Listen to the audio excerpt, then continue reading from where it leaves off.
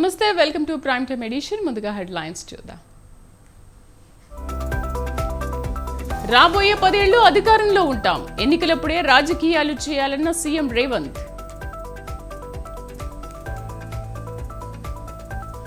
ముప్పై 36 మందితో కాంగ్రెస్ తొలి జాబితా, తెలంగాణ నుంచి 4 చోటు.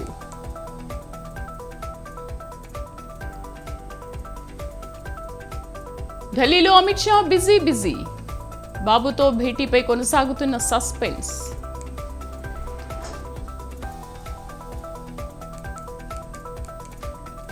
పార్టీని బతికించుకునేందుకే చంద్రబాబు పొత్తు ప్రయత్నాలు, ఎవరు కలిసినా వైసీపీని ఓడించలేరన్న సజ్జల.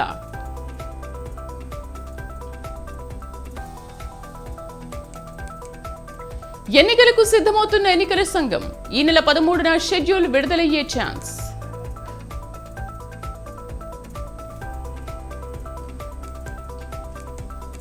మోదీ ఇలాఖాలోకి రాహుల్ ఎంట్రీ, గుజరాత్లో కొనసాగుతున్న న్యాయ యాత్ర.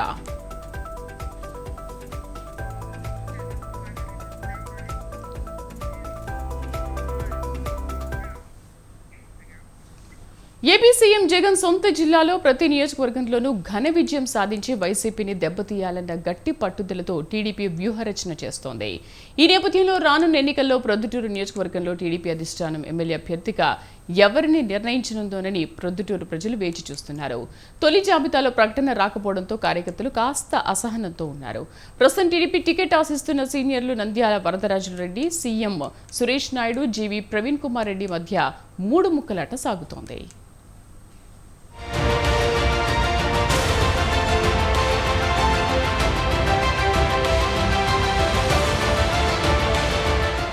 తెలుగుదేశం పార్టీకి ప్రొద్దుటూరు ప్రతిష్టాత్మక నియోజకవర్గం. టీడీపీ టికెట్ ఆశిస్తున్న నాయకులలో మాజీ MLA Nandyala Varadarajulareddy, Proddatur TDP in charge G V Praveen Kumar Reddy, TDP రాష్ట్ర సీనియర్ నాయకులు సీఎం సురేష్ నాయుడు ఉన్నారు. మాజీ ఎమ్మెల్యే మల్లెల లింగారెడ్డి కూడా టికెట్ ఆశిస్తూ ఉండగా అధిష్టానం ఆయనను రాష్ట్ర ఉపాధ్యక్షుడిగా నియమించి ప్రచార బాధ్యతలు అప్పగించినట్లు తెలుస్తోంది. టికెట్ ఆశిస్తున్న అభ్యర్థులలో గడిచిన 5 ఏళ్లుగా నియోజకవర్గంలో టీడీపీ ఉనికిని కాపాడిన జీవీ ప్రవీణ్ కుమార్ రెడ్డికి జాతీయ ప్రధాన కార్యదర్శి లోకేష్ బాబు హామీ ఇచ్చి టికెట్ ప్రవీణ్ రెడ్డికేనని గతంలో చెప్పినా రాజకీయ అనిశ్చితి వల్ల టికెట్ ఖరారు విషయం పెండింగ్లో ఉంది.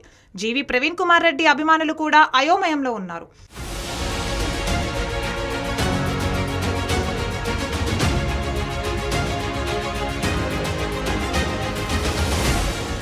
టీడీపీ జనసేన పొత్తులో భాగంగా టీడీపీ తొలి జాబితాలో ప్రొద్దుటూరు అభ్యర్థిని ప్రకటించలేదు.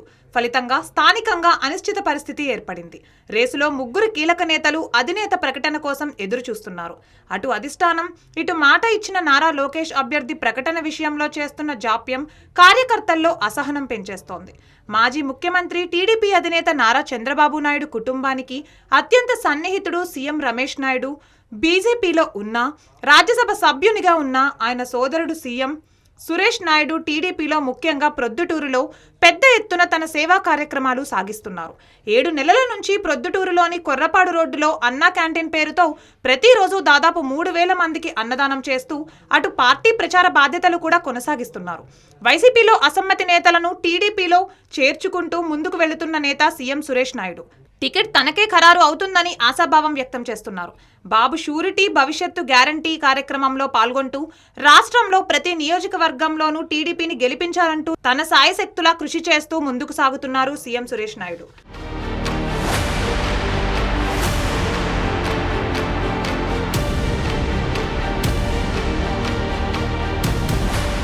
ప్రొద్దుటూరు మాజీ ఎమ్మెల్యే నంద్యాల వరదరాజులరెడ్డి సీనియర్ నాయకుడు.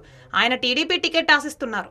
తనకు కానీ తన కుమారుడికి కానీ ప్రొద్దుటూరు టీడీపీ టికెట్ ఇవ్వాలని పలుమార్లు అధిష్టానానికి విన్నవించుకున్నట్లు తెలిసింది. 5 టర్ములు ప్రొద్దుటూరు నియోజకవర్గ ఎమ్మెల్యేలుగా గెలుపొందిన నంద్యాల వరదరాజులరెడ్డికి అర్ధబలం తక్కువైనా అంగబలానికి కొరత లేదు. ఆయన నేర్పరితనానికి నాయకులు ఫిదా అయిపోతారు.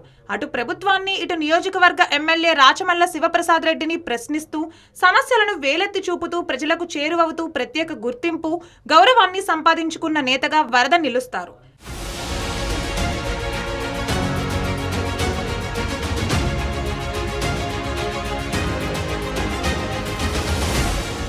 లోక్సభ అసెంబ్లీ ఎన్నికలు సమీపిస్తున్న నేపథ్యంలో ఇక్కడి టీడీపీ టికెట్ ఖరారు చేయకపోవడం పట్ల ముఖ్యంగా తెలుగు తమ్ముళ్లు, నందమూరి అభిమానులు అసహనం వ్యక్తం చేస్తున్నారు. టికెట్ ప్రకటన విషయంలో అధిష్టానానికి జాప్యం తగదని అంటున్నారు. గెలిచే అవకాశమున్న నాయకుడిని ఎంపిక చేయడంతో పాటు రానున్న రోజులలో టికెట్ దక్కగా అసంతృప్తి వ్యక్తం చేసే నేతలను బుజ్జగించి గెలుపు దిశగా అడుగులు వేయాలని కోరుకుంటున్నారు. ఇప్పటికైనా అధిష్టానం ప్రొద్దుటూరు టీడీపీ టికెట్ ఖరారు చేయాలని ఇక్కడి ప్రజలు కూడా కోరుకుంటున్నారు.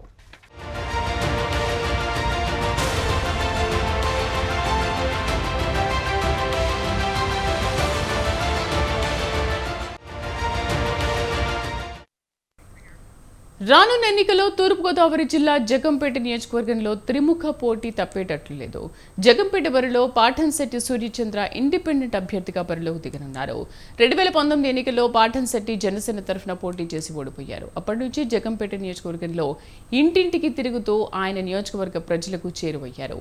సామాన్యుడు గళం అసెంబ్లీలో వినిపించడమే ధ్యేయంగా ప్రజల్లోకి వెళ్తున్నానని పాఠంశెట్టి సూర్యచంద్ర అన్నారు.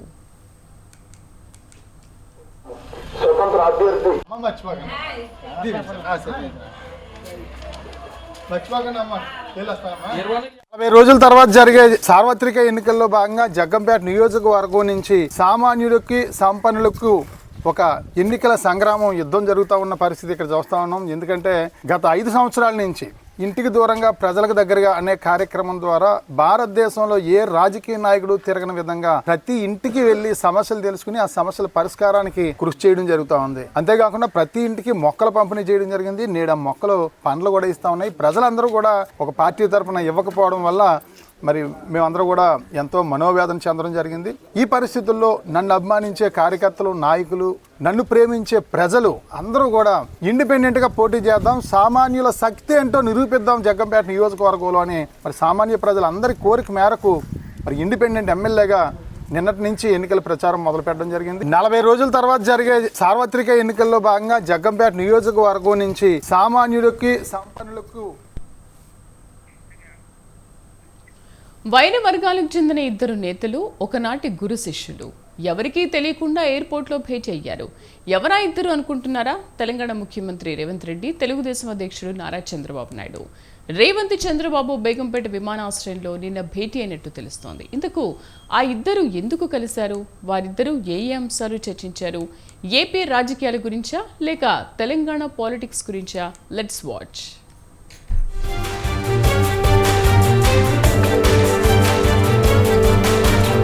ఆయన తెలంగాణ ప్రస్తుత సీఎం, ఈయన ఏపీ మాజీ సీఎం. ఒకప్పుడు గురు శిష్యులు బేగంపేట విమానాశ్రయంలో కలిశారు. దాదాపు 2 గంటల పాటు కబర్లాడుకున్నారు. ఇంతకీ ఏం చర్చించారన్నది $1 కోటి ప్రశ్న. చంద్రబాబు నాయుడు, రేవంత్ రెడ్డి గురువారం మధ్యాహ్నం 3:30 నుండి 5:30 గంటల వరకు సమావేశమైనట్లు తెలిసింది. పూర్వాశ్రమంలో రేవంత్ రెడ్డి తెలుగుదేశంలో పనిచేశారు. కాంగ్రెస్ పార్టీలో చేరకముందు తెలంగాణ టీడీపీ అధ్యక్షుడు పదవి బాధ్యతలు కూడా నిర్వహించారు.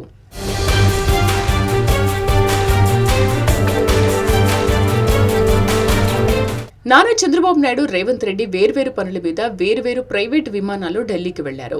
ఢిల్లీకి వెళ్లేందుకు బేగంపేట విమానాశ్రయానికి చేరుకున్న వీరిద్దరూ తారసపడ్డారు. ఓ 2 గంటల పాటు సంభాషించుకున్నారు. తెలంగాణ సీఎం బాధ్యతలు చేపట్టిన తర్వాత రేవంత్ రెడ్డి చంద్రబాబును కలిసి సంభాషణలు జరపడం ఇదే ప్రథమం.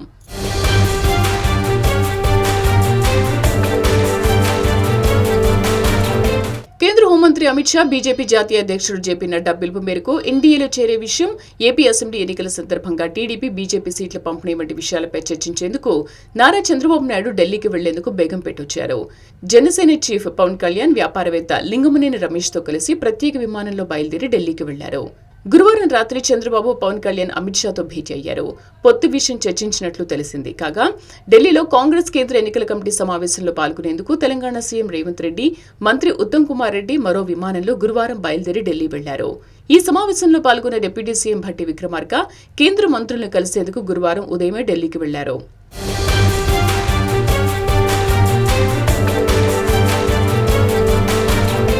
ఈ నేపథ్యంలో కాంగ్రెస్ సీఎం రేవంత్ రెడ్డి బీజేపీతో అలయన్స్ పై చర్చించేందుకు ఢిల్లీకి వెళ్తున్న తన గురువు చంద్రబాబుతో ఏం చర్చించి ఉంటారన్నది చర్చనీయాంశమైంది.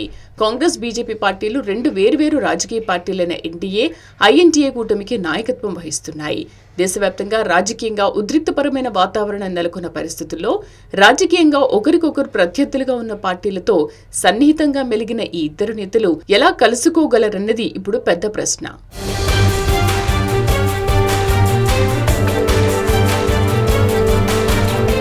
రేవంత్ రెడ్డి తెలుగుదేశంలో ఉన్న నాటి నుంచి ఆయనకు చంద్రబాబు ఆశీస్సులు ఉన్నాయి.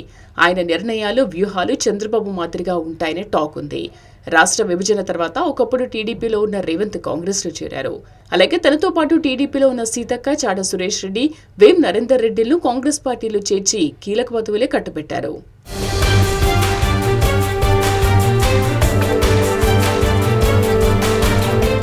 రేవంత్ చంద్రబాబు భేటీ విషయం బీజేపీకి తెలుసా? వారి భేటీ బీజేపీ కనుసన్నల్లోనే జరిగిందా?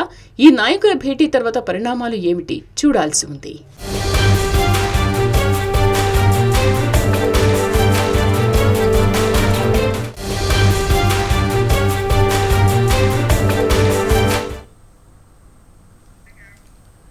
రచయిత్రి, సామాజిక కార్యకర్త సుధామూర్తిని రాజ్యసభ సభ్యురాలుగా రాష్ట్రపతి నామినేట్ చేశారు. సుధామూర్తి ఇన్ఫోసిస్ వ్యవస్థాపకుడు నారాయణమూర్తి సతీమణి. మహిళా దినోత్సవం సందర్భంగా ఆమెను పెద్దల సభకు నామినేట్ చేసినట్లు ప్రధాని నరేంద్ర మోదీ ఈ విషయాన్ని ట్వీట్ ద్వారా వెల్లడించారు. ఈ సందర్భంగా పలు రంగాల్లో సుధామూర్తి విశేష కృషిని ప్రధాని మోదీ కొనియాడారు.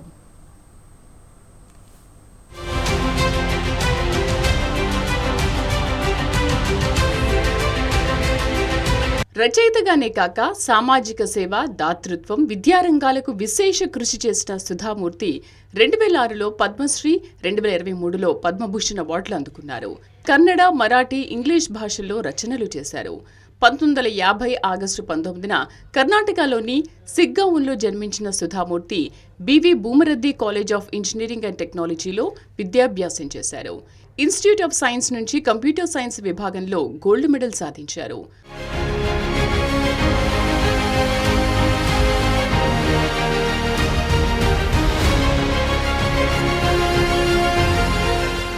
బహుముఖ ప్రజ్ఞాశాలి సుధామూర్తి టెల్కో కంపెనీలో మహిళా ఇంజనీర్గా కెరియర్ను ప్రారంభించారు. ఆ సంస్థ పూణే బ్రాంచ్లో పనిచేస్తుండగా నారాయణమూర్తితో పరిచయం, వివాహం, తర్వాత ఇన్ఫోసిస్ సంస్థ ఏర్పాటులో కీలక పాత్ర వహించారు. నారాయణమూర్తి ఇన్ఫోసిస్ సహ వ్యవస్థాపకుడిగా ఉంటే సుధామూర్తి డైరెక్టర్గా పనిచేశారు. వారికి కుమార్తె అక్షితామూర్తి, కుమారుడు రోహన్ మూర్తి ఉన్నారు. బ్రిటిష్ ప్రధాని రిషి సునాక్ సుధామూర్తి అల్లుడే. అక్షితామూర్తిని సునాక్ వివాహం చేసుకున్నారు.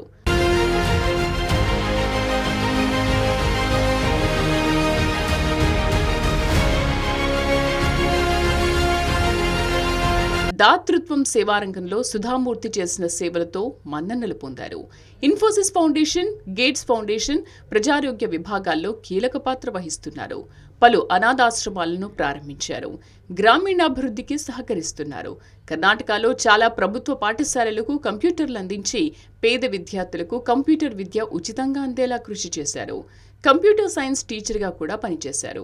హార్వర్డ్ యూనివర్సిటీ భారతీయ గ్రంథాలతో the Murthy classical library of India ప్రారంభించారు. ఇన్ఫోసిస్ ఫౌండేషన్ ద్వారా ఐఐటి కాన్పూర్లోని కంప్యూటర్ సైన్స్ విభాగం ఉన్న హెచ్ఆర్ కాదిన్ దివాన్ బిల్డింగ్ ఏర్పాటుకు నారాయణరావు మెల్గిరి స్మారక లా కాలేజీకి పెద్దగా విరాళమిచ్చారు.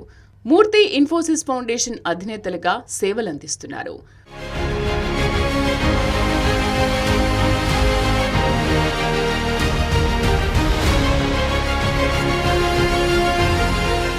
ప్రధాని మోదీ తన ట్వీట్లో సామాజిక సేవ, దాతృత్వం, విద్యతో పాటు విభిన్న రంగాల్లో సుధామూర్తి చేసిన కృషి అపారం, స్ఫూర్తిదాయకమని అన్నారు. సుధామూర్తి రాజ్యసభకు నామినేట్ అవ్వడం నారీ శక్తికి బలమైన నిదర్శనమని చెప్పారు.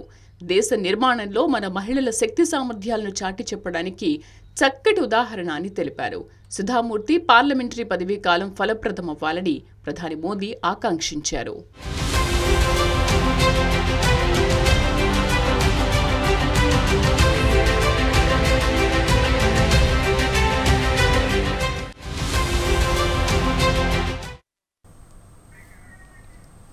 టానిక్ వైన్ షాప్ నిర్వాహకుల బాగోతం బయటపడుతుంది. రాష్ట్రంలో ఏ లిక్కర్ షాప్కు లేని వెసులుబాటు కేవలం టానిక్ వైన్ షాప్కు మాత్రమే ఎందుకు ఇచ్చారనే ప్రశ్నలు తలెత్తుతున్నాయి. గత ప్రభుత్వ హయాంలో పదవులను అడ్డం పెట్టుకుని పలువురు ఇష్టానుసారంగా టానిక్లకు అనుమతులు జారీ చేసినట్టు ఆధారాలు బయటపడ్డాయి. రాష్ట్ర వ్యాప్తంగా 1000కు పైగా షాపులు ఉంటే ఒక్క టానిక్ మాత్రమే ఎందుకు అనుమతులు లభించాయి? అసలు టానిక్ వెనక ఉండి నడిపిస్తుంది ఎవరు? టానిక్ నిర్వాహకులు ఉల్లంఘిస్తున్న నిబంధనలేంటి? Watch this story.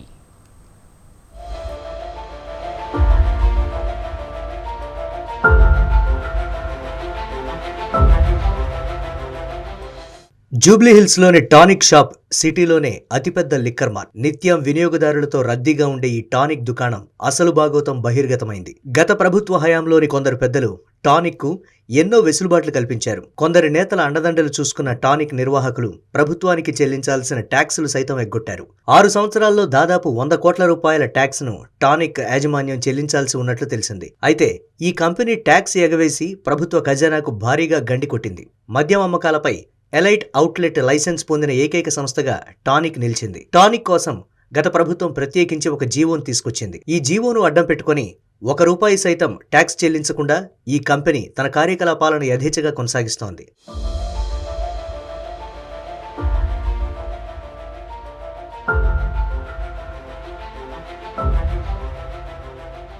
"2016లో గత ప్రభుత్వం కేవలం టానిక్ కోసం జీవో నెంబర్ 271 తీసుకొచ్చింది. ఈ జీవో ద్వారా టానిక్ అవుట్లెట్ కు పర్మనెంట్ లైసెన్స్ జారీ చేసింది. సాధారణంగా ప్రతి ఏటా 4 లైసెన్సులు పొందిన షాపులకు పరిమితి కేవలం 2 ఏళ్లు మాత్రమే ఉంటుంది.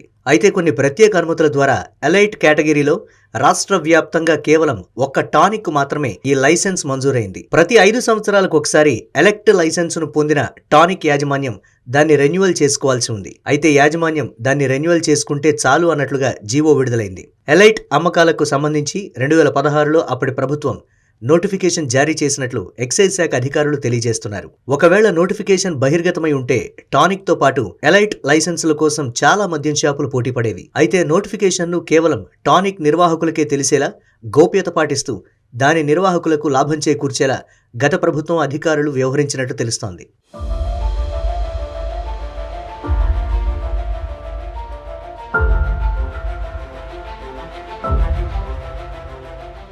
ఎలైట్ అనుమతులు పొందిన టానిక్ అవుట్లెట్కు లాభాలు చేకూర్చేలా అప్పటి అధికారులు వ్యవహరించినట్లు రూఢి కావడంతో ప్రస్తుత ఎక్సైజ్ అధికారులు ఆ ఆధారాలను సేకరిస్తున్నారు. అసలు ఎలైట్ అవుట్లెట్స్ నిర్వహణ కోసం తీసుకొచ్చిన జీవో ప్రామాణికతను అధికారులు పరిశీలిస్తున్నారు.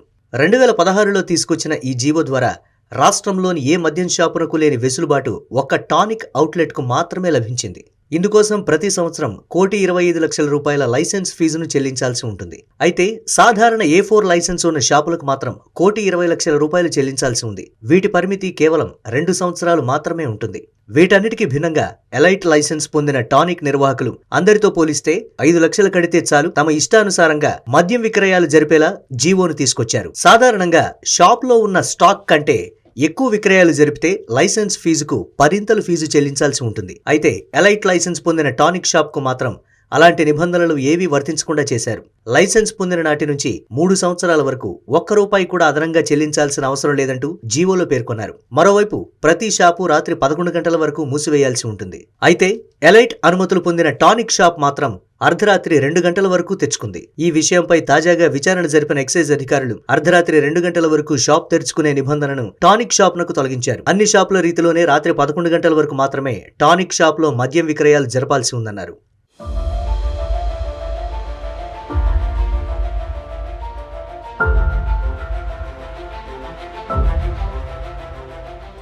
సాధారణంగా ఏదైనా మద్యం దుకాణంలో విదేశీ మద్యం అమ్మాలంటే ఖచ్చితంగా కొన్ని అనుమతులు తీసుకోవాల్సి ఉంటుంది. అయితే విదేశీ మద్యం అమ్మకాలకు సంబంధించి కేవలం టానిక్ మెయిన్ బ్రాంచ్ గా ఉన్న జూబ్లీహిల్స్ లో మాత్రమే ఆ అనుమతి ఉంది. ఇదే క్రమంలో సిటీలోని పలు ప్రాంతాల్లో క్యూబై టానిక్ పేరుతో కొన్ని ఫ్రాంచైజీలను ఏర్పాటు చేశారు. అయితే ఈ ఫ్రాంచైజీలలో సాధారణ మద్యం అమ్మకానికి మాత్రమే లైసెన్సులు ఉన్నాయి. అసలు ఒకే పేరు మీద ఇన్ని లిక్కర్ షాపులు కలిగి ఉండటం చట్టపరంగా విరుద్ధమనే అంశాన్ని అధికారులు గుర్తించారు. గత 6 ఏళ్లుగా టానిక్ ఎలాంటి ట్యాక్స్ కట్టకున్నా వీరిపై ఎందుకు చర్యలు తీసుకోలేదనే ప్రశ్నలు తలెత్తుతున్నాయి. టానిక్ మెయిన్ బ్రాంచ్ లో విదేశీ మద్యం అమ్మకానికి సంబంధించి అందులో పనిచేసే ఒక కార్మికుడు లైసెన్స్ తీసుకొచ్చాడు. దానికి లైసెన్స్ తీసుకొచ్చిన వ్యక్తులు కాకుండా ఇతర వ్యక్తులు ఇందులో వ్యాపార భాగస్వాములుగా ఉండటాన్ని అధికారులు గుర్తించారు. ఆ వ్యాపారుల వెనుక కొందరు కీలక రాజకీయ నేతలు ఉన్నట్లు విచారణలో బయటపడింది. టానిక్ నిర్వాహకుల బాగోతాలు ఒక్కొక్కటిగా బయటపడుతున్నాయి. ఎలైట్ అనుమతుల పేరుతో జారీ చేసిన జీవోతో పాటు అందుకు కారణమైన వ్యక్తులపై శాఖాపరంగా అధికారులు చర్యలు తీసుకోనున్నారు. ఇప్పటికే టానిక్ పై ఒకవైపు జీఎస్టీతో పాటు మరోవైపు ఎక్సైజ్ అధికారులు ఏకకాలంలో దాడులు కొనసాగిస్తున్నారు. గత 3 రోజుల నుండి ఈ దాడులు కొనసాగుతూనే ఉన్నాయి. టానిక్ అనుమతులపై త్వరలోనే ఎక్సైజ్ శాఖ కీలక నిర్ణయం తీసుకోనున్నట్లు సమాచారం.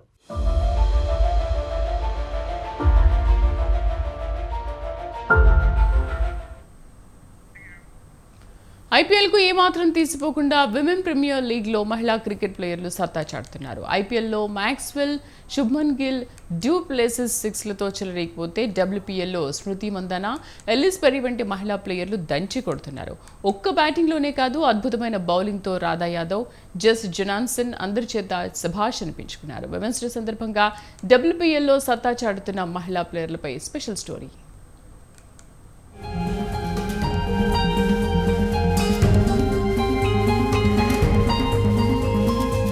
మహిళా క్రికెట్ అభివృద్ధి కోసం గత ఏడాది బీసీసీఐ ఉమెన్స్ ప్రీమియర్ లీగ్ ను ప్రారంభించింది.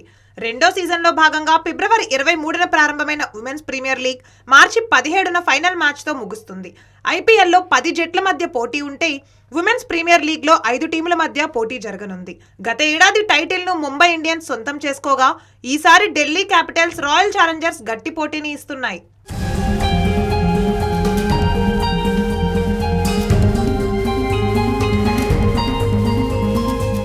ఐపీఎల్ ప్లేయర్ల వేలంలో ఆటగాళ్లకు ఉన్న డిమాండ్ ఉమెన్స్ ప్రీమియర్ లీగ్లో ఆడే మహిళా ప్లేయర్లకు కూడా అదే స్థాయిలో ఉంటుంది. మహిళా ప్లేయర్లు సైతం వచ్చిన అవకాశాన్ని ఉపయోగించుకుంటూ తమ ఆట తీరుతో దూసుకెళ్తున్నారు. ఢిల్లీ క్యాపిటల్స్, ముంబై ఇండియన్స్ మధ్య జరిగిన మ్యాచ్లో 21 పరుగులు ఇచ్చి 3 వికెట్లు తీసిన జెమామా రొడ్రస్ ఢిల్లీ గెలుపుకు కారణమైంది. యూపీ వారియర్స్తో జరిగిన మ్యాచ్లో బెంగళూరు కెప్టెన్ స్మృతి మందాన 80 రన్స్ చేసింది. ఇలా మరెన్నో విశేషాలతో విమెన్ ప్రీమియర్ లీగ్ కొనసాగుతోంది. అసలు ఎందుకు ఈ విమెన్ ప్రీమియర్ లీగ్ గురించి మాట్లాడుతున్నామంటే, ఈరోజు విమెన్స్ డే కాబట్టి విమెన్స్ డే స్పెషల్ రోజున ఇండియన్ మెన్స్ టీమ్ కి ధీటుగా, ఐపీఎల్ కి ధీటుగా women premier league second season extraordinary గా కొనసాగుతుంది. అండ్ విమెన్ పవర్ ఏంటో ఇండియన్ విమెన్ క్రికెటర్స్ చూపిస్తున్నారు. Not just Indian women cricketers, foreign నుంచి చాలా మంది, Australia, New Zealand, South Africa, England, West Indies, ఇలా అన్ని దేశాల ప్లేయర్స్ అంతా కూడా ఈ విమెన్ ప్రీమియర్ లీగ్ లో పార్టిసిపేట్ చేస్తున్నారు. ఎక్స్ట్రాడినరీగా వాళ్ళ స్కిల్ ని ప్రదర్శిస్తున్నారు. గర్ల్స్ కూడా స్పోర్ట్స్ ని ఒక కెరియర్ గా ఎంచుకోవచ్చు, కెరియర్ గా ఎంచుకొని లైఫ్ లో సక్సెస్ సాధించవచ్చు అని నిరూపిస్తున్నారు.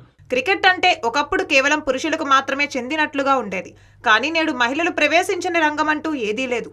అన్ని రంగాల్లో తాము పురుషులతో ఏ మాత్రం తీసిపోమని మహిళా లోకం చాటి చెప్తోంది. మహిళా క్రికెటర్ల ఆట తీరును చూస్తుంటే రాబోయే రోజుల్లో ఐపీఎల్తో సమానంగా విమెన్ ప్రీమియర్ లీగ్ కి క్రేజ్ పెరుగుతుందని క్రికెట్ విశ్లేషకులు అభిప్రాయపడుతున్నారు.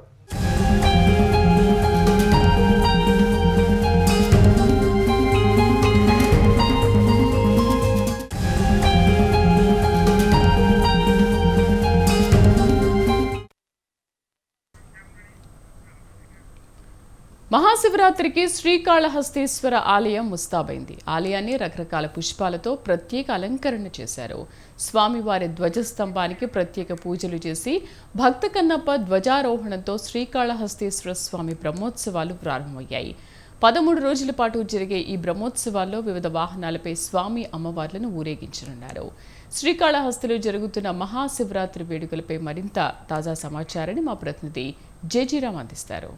దక్షిణ కాశీగా విరాజిల్లుతున్నటువంటి మహా మాణిత్యం కలిగినటువంటి ఎటువైపు చూసిన ఆలయ 4 మాడ వీధుల్లో కూడా శంకు, అంటే శివునికి ప్రధానంగా ఉన్నటువంటి శంకు నాదం అయితే వినిపిస్తుంది. ప్రతి ఒక్కరూ కూడా భక్తితో తన్మయత్నం చెందుతూ కూడా ముందుకెళ్ళేటువంటి పరిస్థితి. ప్రస్తుతం మన దగ్గర శ్రీకాళహస్తీశ్వర ఆలయానికి సంబంధించినటువంటి ప్రధాన అర్చకులు అర్ధగిరి స్వామి ఉన్నారు.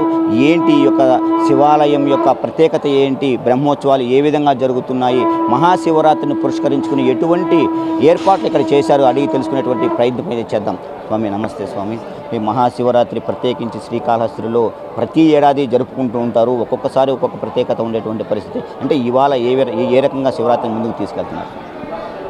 ఓం నమ శివాయ. కైలాసవాసి భగవాన్ శ్రీకాళహస్తీశ్వర శివ కరోత నిత్య కళ్యాణం కరుణావరుణాలయ శ్రీ జ్ఞానప్రసూనాంబా సమేత శ్రీ కాళహస్తీశ్వర స్వామినే నమః. శ్రీ జ్ఞానప్రసూనాంబా సమేత శ్రీ కాళహస్తీశ్వర స్వామివారి యొక్క క్షేత్రమందు మాఘబహుళ అష్టమి నుంచి కూడా 13 రోజుల పాటు అత్యంత వైభవోపేతంగా మహాశివరాత్రి బ్రహ్మోత్సవాలు నిర్వహించబడుతున్నాయి. అందులో భాగంగా కూడా ఈరోజు మహాశివరాత్రి. ఈ మహాశివరాత్రి రోజున వేకువజామునే తెల్లవారుజామున కూడా గోపూజ, మంగళ వాయిద్యము, స్వామివారి అభిషేక తీర్థ జలాలను తీసుకురావడం జరిగింది. అలాగే 4:30 గంటలకు కూడా శ్రీ స్వామివారికి కన్నప్ప. ఈ క్షేత్రంలో భక్తికి చాలా ప్రాధాన్యత ఎక్కువ కాబట్టి ఈ క్షేత్రంలో ఎవరు భక్తులైనా కూడా శ్రీ స్వామివారిని భక్తి శ్రద్ధలతో ప్రార్థించినట్లయితే ఆ పార్వతీ పరమేశ్వరుల యొక్క అనుగ్రహం తప్పకుండా లభిస్తుంది. కావున ఈ మహాశివరాత్రి రోజున స్వామివారికి కూడా విశేషంగా 11 కాలాల పాటు వివిధ సుగంధ ద్రవ్యాలతో కూడా అభిషేకించడం జరుగుతుంది. కావున భక్తులందరూ కూడా ఈ మహాశివరాత్రి రోజున శ్రీ స్వామి అమ్మవారిని కూడా దర్శించి ఆ పార్వతీ పరమేశ్వరుల యొక్క అనుగ్రహం తప్పకుండా పొందవలసినదిగా కోరడమైనది. ఓం నమ శివాయ. ఈ మహాశివరాత్రి సంబంధించి ఈ యొక్క పర్వదినం ఏదైతే ఉందో పూర్తి స్థాయిలో కూడా శ్రీకాళహస్తీశ్వరి ఆలయాన్ని ప్రత్యేక అలంకరించడం చేశారు. ఒకవైపు మనం చూసుకున్నట్టయితే ఒక శివలింగం, అదేవిధంగా నందీశ్వరుడు ఇద్దరిని కూడా ఈ యొక్క చామంతి పూలు, అదేవిధంగా రోజాలు, ఈ రెండింటితో చూసుకున్నట్టయితే అత్యద్భుతంగా కూడా చిత్రీకరించినటువంటి పరిస్థితి కనపడుతుంది. శివలింగం మొత్తం కూడా తెల్ల చామంతి పూలతో కూడా ఏర్పాటు చేశారు. మధ్యలో శివునికి చేసినటువంటి అభిషేకం తరువాత వెళ్ళేటువంటి ఈ యొక్క వాటర్కి సంబంధించినటువంటి ఐపీలకు, అదేవిధంగా కూడా సామాన్య భక్తులకు పూర్తి స్థాయిలో ఈ యొక్క దర్శన భాగ్యం కలిగించేటువంటి ఏర్పాటైతే చేశారు. ఆలయంలో ఎటువైపు చూసినా కూడా ఈ యొక్క ఫ్లవర్స్ ఏవైతే ఉన్నాయో పూర్తి స్థాయిలో ఫ్లవర్స్ అన్నింటికి భక్తులందరూ మైమరిపించే విధంగా, ముగ్ధ మనోహరులు అయ్యే విధంగా కూడా ప్రతి ఒక్కరూ ఆనంద డోలికల్లో వెళ్ళేటట్లు కనిపిస్తుంది. ఈ యొక్క శ్రీకాళహస్తి పూర్తి స్థాయిలో కూడా శివనామ స్మరణలతో కూడా మారుమోగేటువంటి పరిస్థితి కనపడుతుంది. ప్రతి భక్తులు, శివుని భక్తులు ఎవరైతే ఉన్నారో ప్రతి ఒక్కరూ కూడా మనసులో ఆ యొక్క పరమేశ్వరుణ్ణి తలుచుకుంటూ ముందుకు సాగుతూ ఆయన యొక్క దర్శనం, శివుడు అదేవిధంగా పార్వతీదేవి దర్శనం చేసుకుని భక్తితో కూడా మంత్రముగ్ధులు అవుతూ ముందుకు వెళ్ళేటువంటి పరిస్థితి కనపడుతుంది. కెమెరామెన్ లోకేష్తో జేజీరామ్, స్వతంత్ర టీవీ, శ్రీకాళహస్తి. ఇవి బులెటిన్ విశేషాలు. మరిన్ని అప్డేట్స్తో మరో బులెటిన్లో మళ్ళీ కలుద్దాం. నమస్తే.